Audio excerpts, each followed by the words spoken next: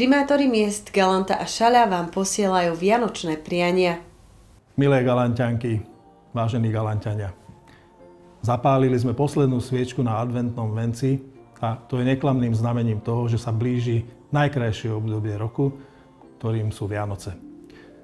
V tento čas možno trošku viac ako inokedy myslíme aj na tých, ktorí už medzi nami nie sú a pri štedrovečernom stole zostane po nich stolička prázdna.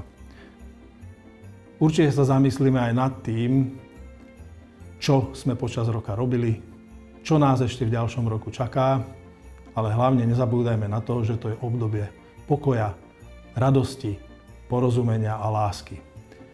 Ja vám nie len k štedrovečernej večeri, ale aj k oslave a pripomenutí si o tom, čo Vianoce sú, chcem zaželať, aby ste ich strávili v pokoji, v porozumení, v láske, v Božom požehnaní a aby sme sa po nich v novom roku stretli opäť zdraví, šťastní a spokojní.